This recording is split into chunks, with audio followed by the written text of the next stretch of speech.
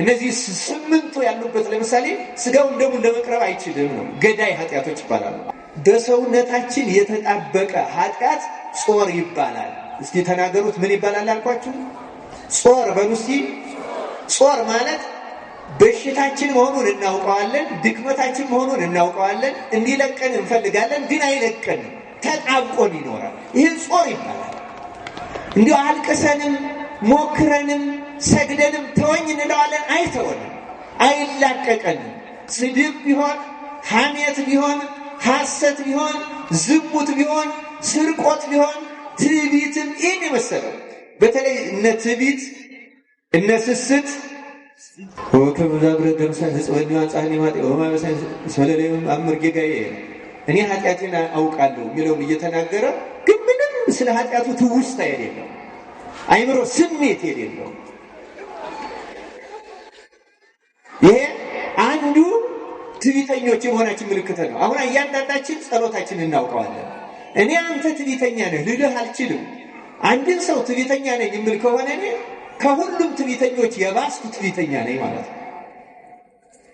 እያንዳንዱ ሰው ግን የራሱን ትዕቢት የሚያውቅባት ምልክት ነው የምናገረው። ጸሎት የሶስት አካላት ህብረት ያስፈልጋታል።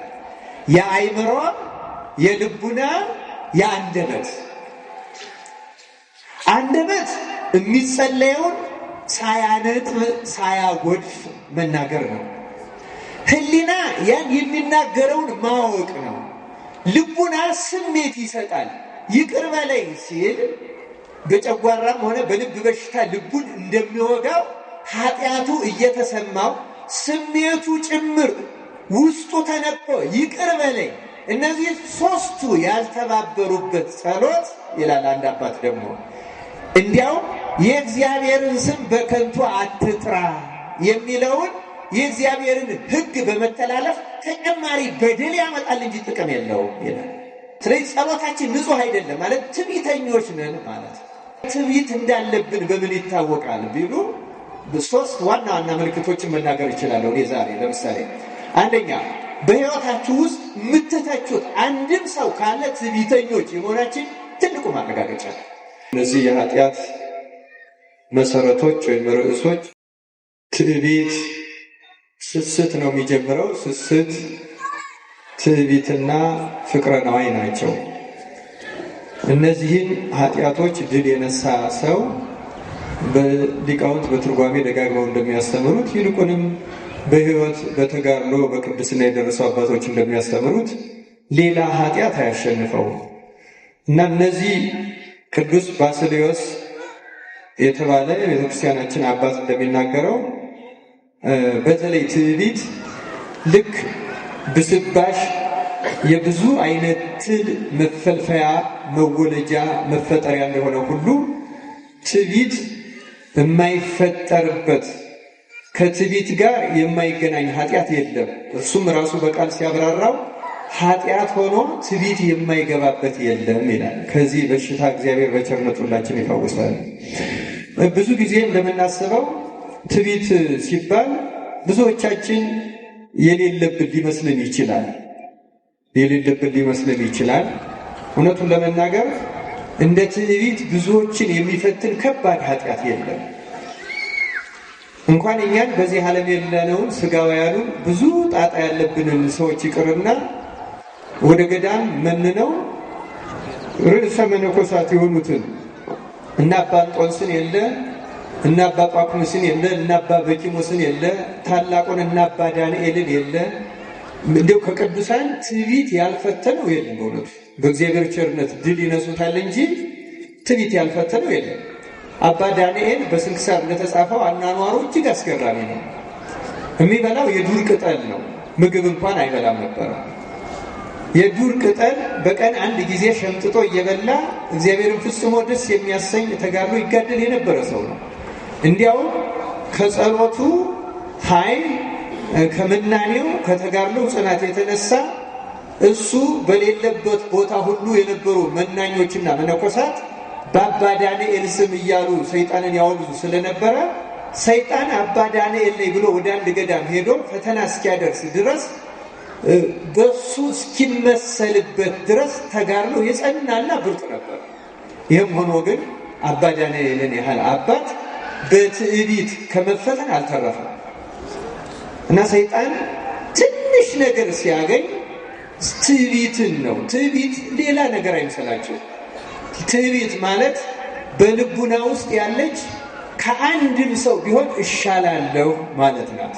ከአንድም ሰው ከብዙ ሰው እኮ አይደለም፣ ከአንድም ሰው ቢሆን እሻላለሁ ማለት ትዕቢት።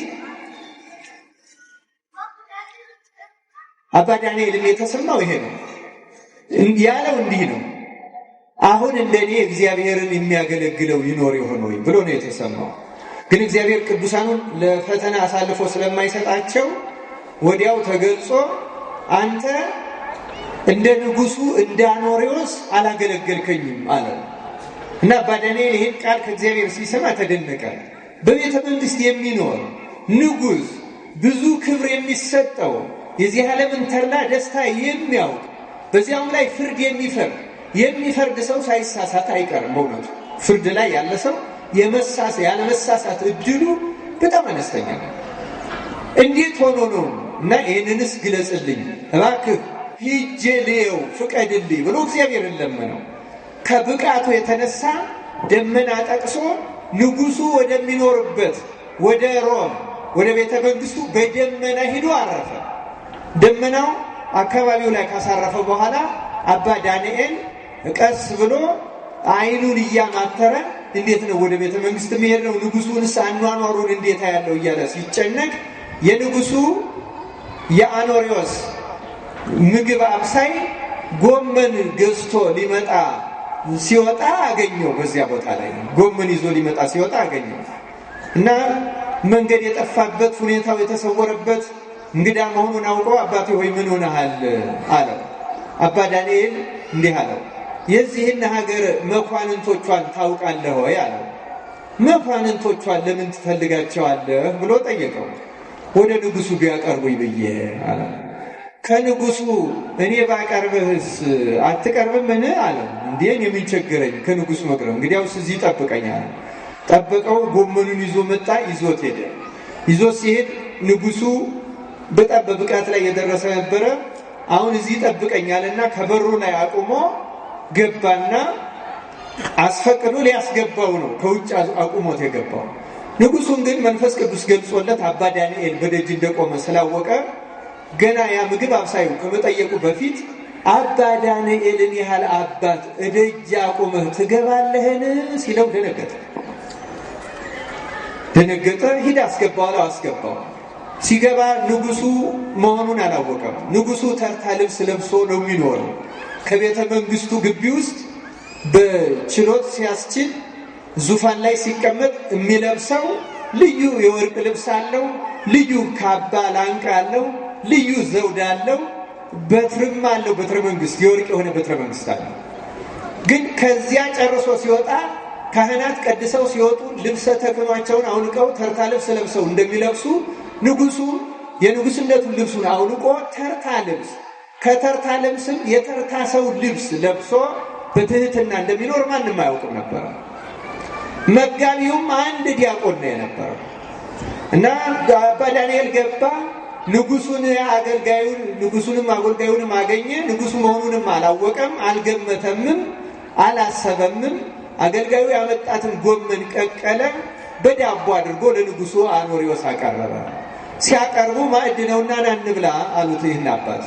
አባ ዳንኤልም በትህትና አባቶች አትፍረዱብኝ፣ ይህንን እናንተ የምትበላው ምግብ አላውቀውም፣ እኔ የዱር ቅጠል ነው ትንሽ ወጣ ብዬ ሸምጥጬ ልቅመሳለና ወጥቶ የዱር ቅጠል ሸምጥጦ ቀመሰ። ንጉሱ ደግሞ ዳቦ በጎመን በላ። ከዚያ በኋላ አደረ። ይህንኑ ግብር አየ። አሁንም ማን እንደሆነ አላወቀም። ግን ጠየቀው ያንን አገልጋይ፣ ታዲያ መቼ ነው ንጉሱን የምታሳየኝ አለ። አሳይሃለሁ አለው። ቀን ሰጠው። በቀኑ ንጉሱ በዚያች ልክ ካህናት በምስራቅ በቤተልሔም አድርገው እንዲገቡ የራሱ መግቢያ ያለው ገብቶ ልብሰ መንግስቱን ለብሶ ዘውዱን ጭኖ በትረ መንግስቱን ይዞ በሚያስፈራ ዙፋኑ ላይ ተቀምጧል። በየኛው ደግሞ በውጭ በር አስወጥቶ እንግዳ በሚገባበት በር አባ ዳንኤልን አስገባው። አባ ዳንኤል ንጉሱ ችሎት ወደሚያስቀምጥበት ወደ አዳራሹ ሲገባና ንጉሱን በዙፋኑ ላይ ልብሰ መንግስቱን ለብሶ የወርቅ ዘውድ ደፍቶ የወርቅ በትር ጨብጦ ሲያየው ከግርማው የተነሳ እንዲህ ያለ ልብስ አይቶ ስለማያውቅ ልቡናው ተብረከረከ፣ አይኑንም አጥበረበረበት፣ ወደቀ እና መልሱኝ አውጡኝ አለና ወጣ እና አሁንም በልቡ እግዚአብሔርን ጠይቀው። ታዲያ እንዲህ ያለ የክብር ልብስ በሚለብስ ሰው እንዲህ ያለ የክብር ልብስ በሚለብስ ሰው በእውነቱ እግዚአብሔር አያድርም ነበረ? እንዴት በሱ ተደሰተ? ምኑ ይሆን እግዚአብሔርን የሚያስደስተው እያለ ይደነቃል። በምኑ ይሆን የእሱን ያህል አላገለግልከኝም ያለኝ እንዴት ሆኖ እያለ አባ ዳንኤል ይመራመራል፣ ይጨነቃል። ተመልሶ ገባ። ንጉሱም ተግባሩን ፈጽሞ ልብሰ መንግስቱን አውልቆ እንደገና የትህትና ልብሱን ለብሶ ሲገባ ያው በዙፋኑ ላይ ያየው እንደሆነ አሁንም አላወቅም። አባ ዳንኤል አሰበ ደግሞ እንዲህ ብሎ ታዲያ በምን እንዳስደሰታው አውቅ ዘንድ ንጉሱን መቼ ይሆን ማነጋገረው ብሎ አሁንም እንዲያውቀው ጠየቀው። መቼ ይሆን ማነጋገር የሚችለው ንጉሱን ብሎ አንድ ቀን ሲጠይቀው ንጉሱ እንዲህ አለው፣ አኖሪዎስ አባት ሆይ ለዚህ ዓለም ንጉስ ብለው ያስቀመጡኝ እኔን ነው ሌላ ሰው አይደለም ሲለው ደነገጠ አባ ዳንኤል። ምክንያቱም ያ እንዲያ ግርማው በሚያስፈራ መንግስት የተቀመጠው ንጉስ አሁን በትህትና ከኋላ ከጀርባ ከአንዲት ጎጆ ቁርምት ብሎ ቁጭ ብሎ ደረቅ ዳቦ በጎመን እየበላ እግዚአብሔርን በትህትና ያገለግል እንደነበር አላወቅም። የትኛውም ዘመን ቀደም እንዳልኩት ለአባ ዳንኤል ብያለሁ፣ ለእናባ ጳኩሚስ ሁሉ በመናንያቸው እግዚአብሔርን እንደኛ ያህል የሚያገለግለው ሰው ይኖር ይሆን ብለው በትዕቢት ታበዩ። በዚያም ጊዜ እግዚአብሔር መልአክ መጥቶ ደግሞ ተገለጸላቸውና እዚህ መንደር የሚኖሩ 2 ሴቶች አሉ፣ የእነሱን ያህል አላገለግላችሁኝም አላቸው ይላል። ስለ እነዚያ ሴቶች ሄደው ሲመረምሩ ምን ሆነው አገኟቸው? የ2 ወንድማማቾች የታላቅና የታናሽ ሚስቶች ናቸው። የታላቅና የታናሽ ሚስት ለልማዱ ይቀናናል፣ ይጠላል። እነዚህ ግን ጸልን አጥፍተው ፍቅር ይዘው አንዷ ስትወልድ አንዷ እያሳደገች የአንዷን ልጅ የአንዷን ጡት እየጠባ ባሎቻቸው በትህትና ስለሚያገለግሉ ባላቸው ማገልገል ክርስቶስ እንደማገልገል ተቆጥሮላቸው ከመናኞቹ ከናባ ጳኩሚስ በላይ እኔን በትህትና አገልግለዋል ብሎ እግዚአብሔር አመሰገናቸው። እግዚአብሔር ትህትናን ጸጋና ገንዘብ አድርጎ ይስጠን። የተወደዳችሁ የእግዚአብሔር ቤተሰቦች ዛሬ በተነበበው ወንጌል በጸሎተ ማርያም ላይ እመቤታችን ንጽሕት ቅድስት ድንግል ማርያም አይበዮሙ ለትሑታን ትሑታንን እግዚአብሔር ከፍ ከፍ አደረጋቸው፣ አገነናቸው፣ ክብራቸውንም ገለጠ አለች። በእውነት እርሷ የትህትና አብነት ናት፣ ምሳሌ ናት። እውነት ለመናገር እመቤታችን አይደለችም የተናገረችው፣ በእመቤታችን አንደበት መንፈስ ቅዱስ ነው የተናገረው። እመቤታችንም ያ መንፈስ ቅዱስ ያላናገራትን ተናግራ አታውቅም። ጉሳተ ልብም የላትም፣ ሐሌዮ ምኞትም የላትም፣ ኖሯትም አያውቅም። እርሷ መልአኩ እግዚአብሔር ካንቺ ጋር ነው እንዳለ እግዚአብሔር አድሮባት የሚኖር እግዚአብሔር የሚመሰገንባት የሚገለጥባት የሚታይባት የሚናገርባት ድንቅ እናት ናት። ምልጃ በረከቷ ከሁላችን አይለይ።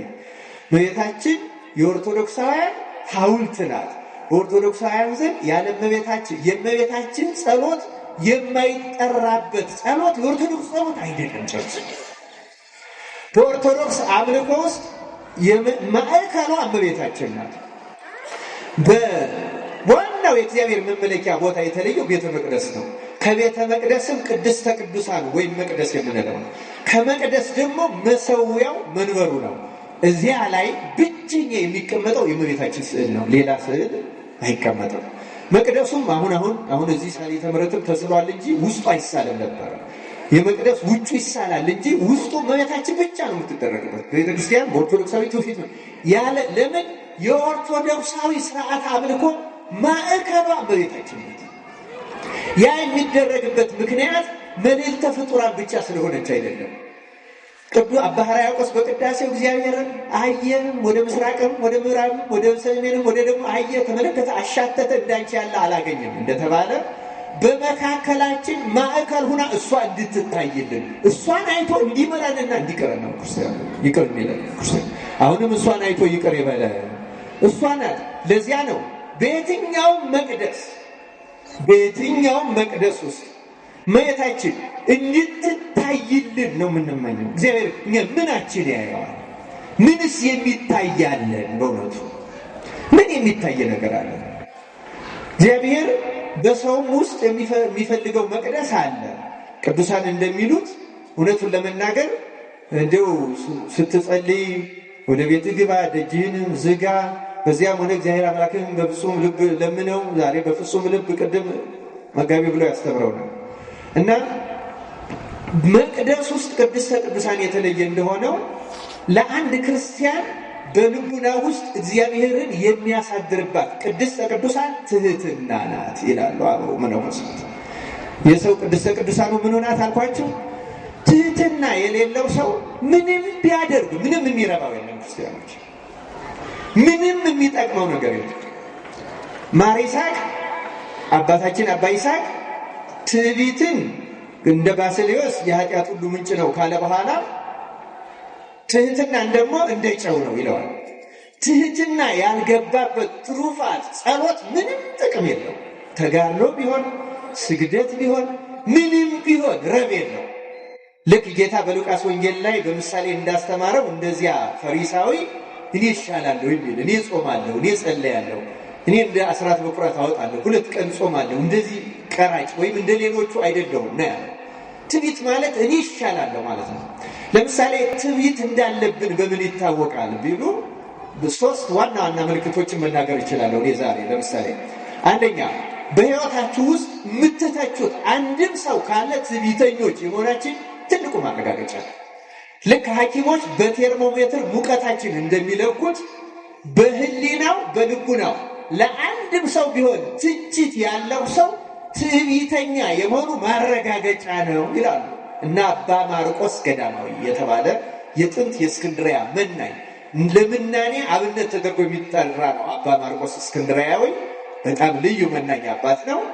አንድንም ሰው የሚተች ሰው በልቡ አንድንም ሰው ከምድር ላይ አንድንም ሰው የሚተች ሰው እሱ ካለ ያ ሰው ትዕቢተኛ የሆኑ ያ ማለት ይላል።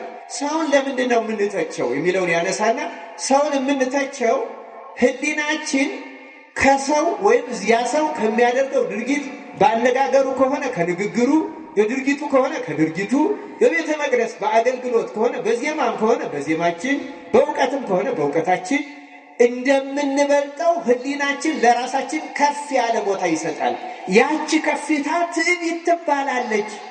ያችን ተጠቅሞ ደግሞ ሰይጣን በሰውየው ላይ ትችት እንድንሰነዝር ያደርጋል፣ ይቆጣጠረናል፣ ገንዘቡ ያደርገናል ይላል። ትችት ያለበት ሰው፣ ትችት ህሊናው የምትተች ሰው፣ ለሰው ነቀፌታ ዝቅ ከፍ የሚያደርግ ሰው ሁሉ ትዕቢተኛ የመሆኑ ማረጋገጫ ነው። ዛሬ በቅዳሴው ጊዜ እንደተነበበው ደግሞ እግዚአብሔር ትዕቢተኞችን ይቃወማል ይላል። አሁን ኃጥአንን ይወዳል ተብሎ የተጻፈው እውነት ለመናገር ግን ትዕቢተኞችን ግን እግዚአብሔር ይቃወማል፣ ለትሑታን ግን ጸጋን ይሰጣል። እግዚአብሔር ለትሑታን ጸጋን ይሰጣል። ትዕቢተኛን ሰው ግን እግዚአብሔር ይቃወመዋል። ይህ እግዚአብሔር ተቃዋሚ ነው። ትዕቢተኛ ሰው ክርስቲያኖች እግዚአብሔርም ይቃወመዋል፣ ሰውየው በትዕቢቱ እግዚአብሔርን ይቃወመዋል። እግዚአብሔር የትህትና አምላክ ነው። ክርስቲያኖች ትዕቢት በጣም አደገኛ በሽታ፣ በጣም አደገኛ በሽታ። አንደኛው ምልክት ትችት ነው ብያቸዋለሁ። ሁለተኛው ምልክት ለምሳሌ በጸሎት ያለውን ልግለጽላችሁ። በጸሎት የተባረደ መንፈስ፣ የደነደነ ልቡና። ለምሳሌ ስንጸልይ እየደገምን መጽሐፉን እያነበብ ምንለውን የማናስታውል። ምክንያቱም ጸሎት የ3 አካላት ህብረት ያስፈልጋታል። የአይምሮ፣ የልቡና፣ የአንደበት። አንደበት የሚጸለየውን ሳያነጥብ ሳያጎድፍ መናገር ነው። ህሊና ያን የሚናገረውን ማወቅ ነው። ልቡና ስሜት ይሰጣል። ይቅር በለኝ ሲል በጨጓራም ሆነ በልብ በሽታ ልቡን እንደሚወጋው ኃጢአቱ እየተሰማው ስሜቱ ጭምር ውስጡ ተነቆ ይቅር በለኝ እነዚህ ሶስቱ ያልተባበሩበት ጸሎት ይላል አንድ አባት ደግሞ እንዲያው የእግዚአብሔርን ስም በከንቱ አትጥራ የሚለውን የእግዚአብሔርን ሕግ በመተላለፍ ተጨማሪ በደል ያመጣል እንጂ ጥቅም የለውም ይላል። ጥቅም የለውም። አንድ ሌላ አባትን ምናልባት አይምሮ የሚለውን እያወቀ ልቡና ግን ስሜት ሳይኖረው ከሆነ የተጓደለ ጸሎት ይባላል ይላል። አይምሮ ጭራሽ የሚባለው ካላወቀ በከንቱ እግዚአብሔርን ስም መጥራት ምንም ትርጉም የለውም። ሰዎች ለምንድን ነው እንዲህ የሚሆኑት ከተባለ ትዕቢት በልቡናቸው ስላለ፣ መደንደን ግዘፈ ልብ በውስጣቸው ስላለ ንጹህ ጸሎት መጸለይ አይችሉም። ስለዚህ ጸሎታችን ንጹህ አይደለም ማለት ትዕቢተኞች ነን ማለት ነው። የሁለተኛው ምልክት ጸሎተ ልቡና፣ ጸሎተ ህሊና እያሉ ይከፍሉታል። ጸሎተ ህሊና ማለት የሚናገረውን የሚያውቅ ተሳሃለኒ እግዚኦ በከመ እበየ ሳህልከ ይላል። አቤቱ እንደ ቸርነትህ ብዛት ማረኝ፣ እንደ ቸርነትህ መጠን ማረኝ ይላል። ግን ይሄንን ምንም የማይመስለው አለ። ዳዊት እያነበነበው ወከመ ዛብረ ደምሰ ህጽበኒ አንጻኒ ማጤ ወማበሰን ሰለለም አምር ጌጋዬ እኔ ኃጢአቴን አውቃለሁ የሚለውን እየተናገረ ግን ምንም ስለ ኃጢአቱ ትውስታ የሌለው አይምሮ ስሜት የሌለው ይሄ አንዱ ትዕቢተኞች የመሆናችን ምልክት ነው። አሁን እያንዳንዳችን ጸሎታችን እናውቀዋለን። እኔ አንተ ትዕቢተኛ ነህ ልልህ አልችልም። አንድን ሰው ትዕቢተኛ ነኝ የሚል ከሆነ እኔ ከሁሉም ትዕቢተኞች የባስኩ ትዕቢተኛ ነኝ ማለት ነው። እያንዳንዱ ሰው ግን የራሱን ትዕቢት የሚያውቅባት ምልክት ነው የምናገረው። ይህንን እያየ ከዚህ ነፃ የሆነ እርግጥ እውነት ለመናገር ትሁት የሆነ ሰው ራሱ ሲጀመርም እኔ ትሁት ነኝም አይልም፣ ትዕቢተኛነቱን የሚያምነው ግን ለእያንዳንዳችን ቀላል ምልክቶች ናቸው። ትችት ቀላል ምልክት ነው። የጸሎት ህይወታችን ትልቅ ምልክት ነው። ክርስቲያኖች እነዚህ ምልክቶች ናቸው ትዕቢተኞች የመሆናችን እና እግዚአብሔር ተለይቶን የሚኖር መሆናችን በዚህ ይታወቃል። ክርስቲያኖች ግን እነዚህ ምልክቶች ይታወቃል።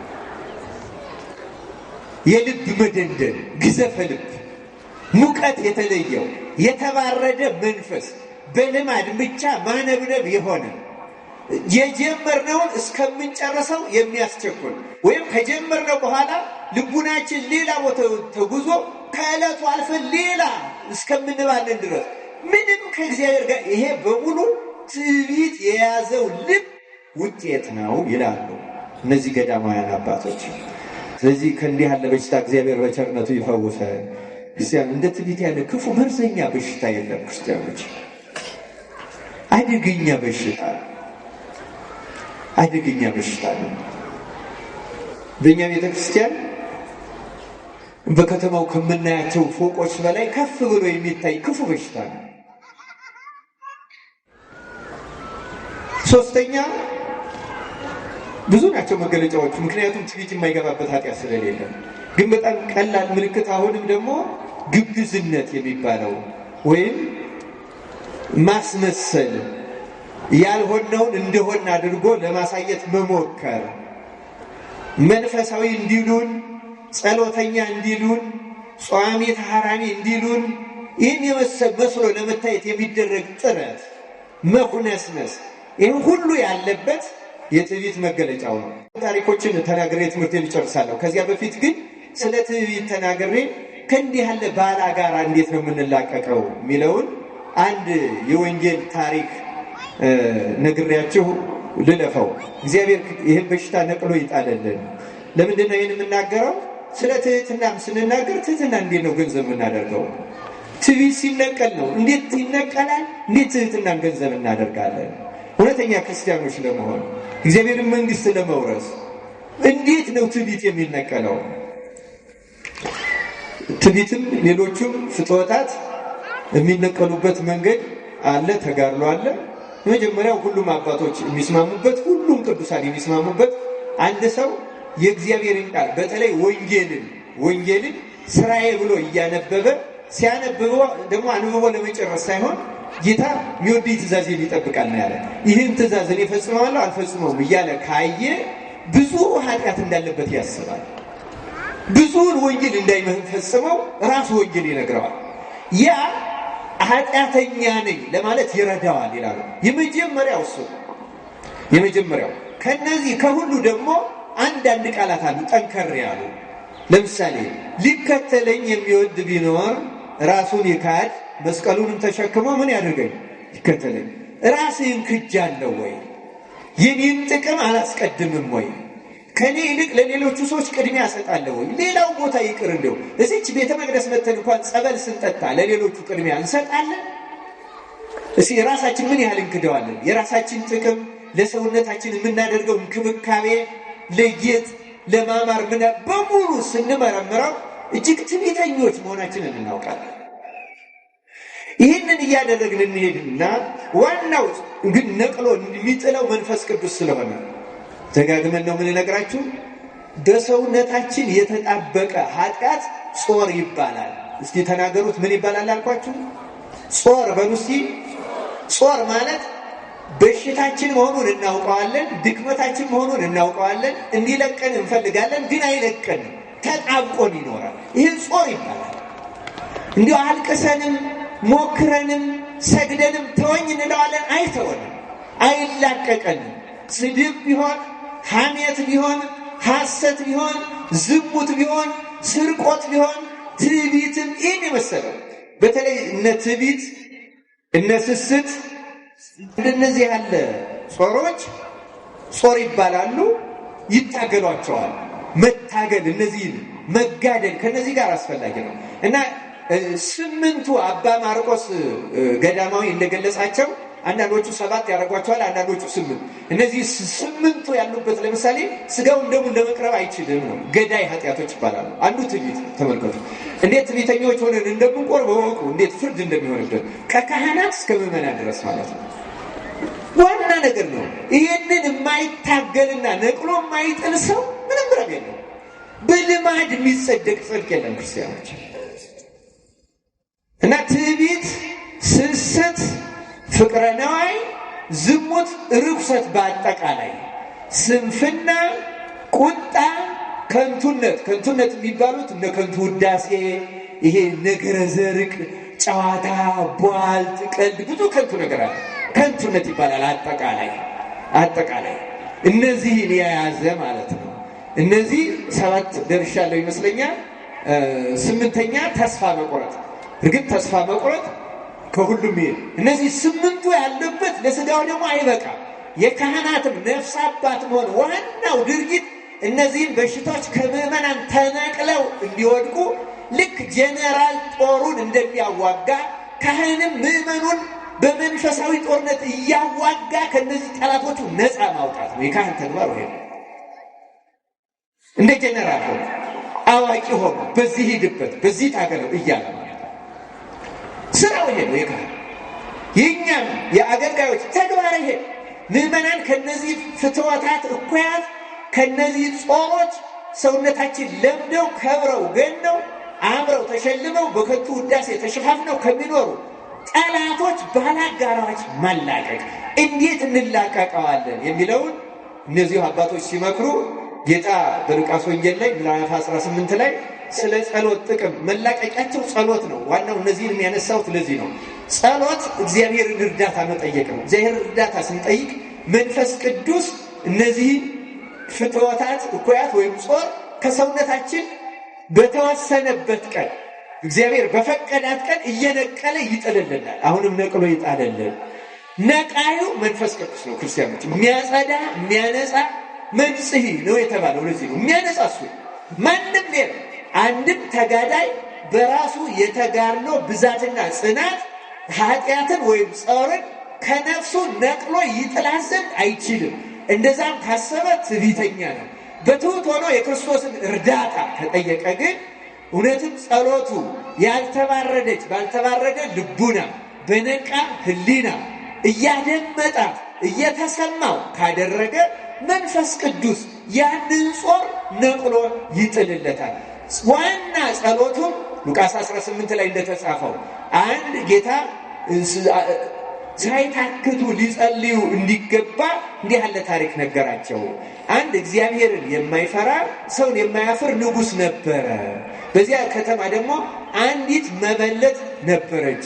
ያቺ መበለትም እየመጣች ከባላጋራዬ ፍረድልኝ እያለች ትለምነው ነበረ። ብዙ ጊዜ ይህን አደረገች፣ አልሰለቸችም። እሱም አንድ ቀን እንዲህ አለ፣ ምንም እግዚአብሔርን ባልፈራ ሰውንም ባላፍር ይቺ መበለት እየመጣች ከምትጨቀጭቀኝ ከምትዘበዝበኝ ልፍረድላት ብሎ ፈረደላት ይላል። እና ይህን ሲተረጉሙ መበለት የተባለች ነፍሳችን ናት። ለምን መበለት ተባለች? መበለት የምትባል ባሏ የተዋት የሞተባት ወይም የተዋት ማለት ናት። ስለዚህ ነፍሳችን መበለት የተባለችው ክርስቶስ ባሏ ስለተለያት ስለተዋት በኃጢአት ምክንያት በጾር ምክንያት ያንንም ጾሯን ለመንቀል ስለማትታገል ነፍሳችን መበለት ናት።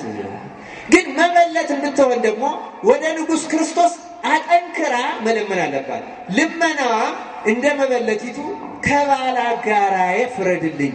ባላጋራ የሚባለው አንቆ አለቀን ያለ ጾር የሆነ ኃጢአት ነው። ያ እየሰገድን እየጾም እየጸለይን እየመጸወትን ቢሆን በቀላሉ አይለቅም፣ ነፍሳችን ተጣቋታልና። ግን አጥብቃ ነፍስ ከባላጋራዬ ፍረድልኝ ካለችው ያ እግዚአብሔርን የማይፈራ ሰውን የማያፍር ንጉሥ እንኳን ከፈረደላት ይልቁን የሰማዩ አባታችሁማ ስለምትጸልዩ ጸሎት እንዴት አይሰማችሁም ተብሎ እንደተጻፈ ከባላጋራዬ ፍረድልኝ። ባላጋራ ማለት ኃጢአት ነው። የነፍስ ሌላ ባላጋራ የላትም። ክርስቲያኖች ትልቁ ባላጋራ ኃጢአት ነው። ይልቁንም እንደ ትዕቢት ያለው፣ እንደ ዝሙት ያለው፣ እንደ ርኩሰት ያለው፣ እንደ ቁጣ፣ እንደ ምቀኝነት፣ እንደ ፍቅረ ነዋይ፣ እንደ ስስት ያለው ይህንን ከኔ ነቅለህ ጣል እያለች ሁልጊዜ ክርስቶስን የምትለምን ነፍስ ክርስቶስ ያንን ጾር ነቅሎ ጥሎ ያሳርፋታል ይላል። ክርስቶስ ኃጢአታችን ነቅሎ ይጣልልን። ስለዚህ ክርስቲያኖች ከትዕቢት ትዕቢት ጠንካራ ብርቱ ባላጋራ ከራሱ ከሰይጣን የማይተናነስ ባላጋራ ማለት ትዕቢት ነው። ክርስቲያኖች እግዚአብሔር ይህን ባላጋራችን ነቅሎ ይጣልልን። ትዕቢት ነቅሎ የማያመጣው ኃጢአት እንደሌለ ሁሉ ትህትና ደግሞ የማታመጣው ጸጋ የለም። ትህትና ካለ በኋላ ሌሎቹ ጸጋዎች ሁሉ ገንዘብ ይደረጋሉ።